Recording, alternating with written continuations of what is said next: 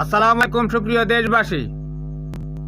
স্বাধীন বাংলাদেশের মানুষের পক্ষ থেকে ভারতের অগ্নিমিত্রাকে এবং বিজেপির যে সমস্ত নেতারা উগ্রবাদী জঙ্গি বাংলাদেশের বিষয়ে নানান কটু কথা এবং বাংলাদেশের মানুষকে হেনস্থা করে কথা বলছেন, তাদেরকে হুঁশিয়ার করে দিতে চাই। বাংলাদেশ এদের স্বাধীন, এই দেশের বিষয়ে বাংলাদেশের মানুষ কথা বলবে, ভারতীয়রা নয়।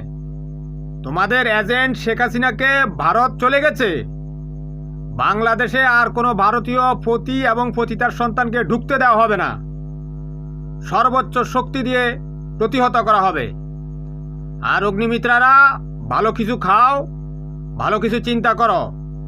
খাও গোবর, খাও গরুর পেশাব, যেটার মধ্যে ইকোলাই ভাইরাস রয়েছে। ইকোলাই ভাইরাস আগুনের মধ্যেও মরে না।